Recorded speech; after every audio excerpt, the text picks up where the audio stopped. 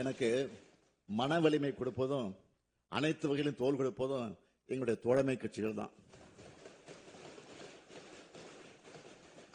ஜனநாயகத்தின் ஒரு பக்கம் ஆளுங்கட்சின்னா இன்னொரு பக்கம் எதிர்கட்சிகள்.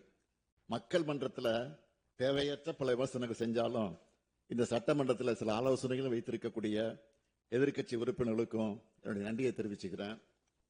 கனிவான நேரத்தில் கனிவாகவும் கண்டிக்க வேண்டிய நேரத்தில் கண்டிச்சும் ஆசிரியராகவே செயல்பட்ட பேரவைத் தலைவர்களுக்கும் நன்றி.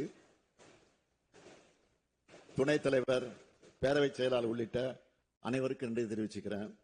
மாண்புமிகு பேரவைத் தலைவர் அவர்களே, இந்த ஆளுநர் உரைக்கு நன்றி தெரிவிக்க தீர்மானத்தின் மீது 17 உறுப்பினர்கள் பேசியிருக்கிறாங்க.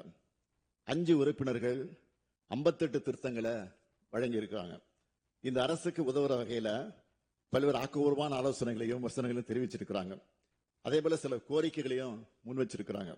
அவை அனைத்தும் அமைச்சர்களுக்கு அனுப்பி வைக்கப்பட்டு உரிய நடவடிக்கை எடுப்பதற்காக முயற்சி மேற்கொள்ளப்படும். உங்களுடைய ஆலோசனைகளை கருத்திலே கொண்டு அதில் நியாயமான கோரிக்கைகளை இந்த அரசு உறுதியாக நிறைவேற்றும். எனவே இந்த விளக்கத்தை ஏற்றுக்கொண்டு மாண்புமிகு உறுப்பினர்கள் தங்களுடைய திருத்தங்களை திரும்ப பெற்றுக்கொண்டு ஆளுநர் உரைக்கு நன்றி தெரிவிக்கும் தீர்மானத்தை நிறைவேற்றி தர வேண்டும் என்று கேட்டுக்கொள்கிறேன். மாண்புமிகு பேரவைத் தலைவர்களே, இந்த பேரவைக்கும் நாட்டுக்கும் நாட்டு மக்களுக்கும் நான் சொல்வது ஒன்றுதான். நான் இந்த 5 ஆண்டு காலத்தில் எனக்கும் என் மனசாட்சிக்கு கட்டுப்பட்டு தினந்தோறும் திட்டங்களை தீட்டி உழைச்சிருக்கிறேன். இன்னும் உழைக்க காத்திருக்கிறேன்.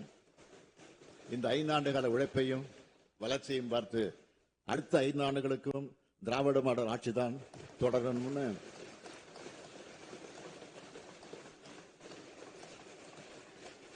அடுத்த 5 ஆண்டுகளுக்கும் திராவிட மாடல் ஆட்சி தான் தொடரணும்னு தமிழ்நாட்டு மக்கள் முடிவு பண்ணிட்டாங்க. எனக்கு என்னை விட தமிழ்நாட்டு மக்கள் மேல கூடுதலான நம்பிக்கை இருக்கு. உறுதியா சொல்றேன், நாங்கள் தான் மீண்டும் வருவோம். நாங்கள் தான் மீண்டும் வருவோம். மீண்டும் மீண்டும் வருவோம். மீண்டும் வெல்வோம். மீண்டும் செல்வோம். மீண்டும் வெல்வோம். மீண்டும் வெல்வோம். நன்றி.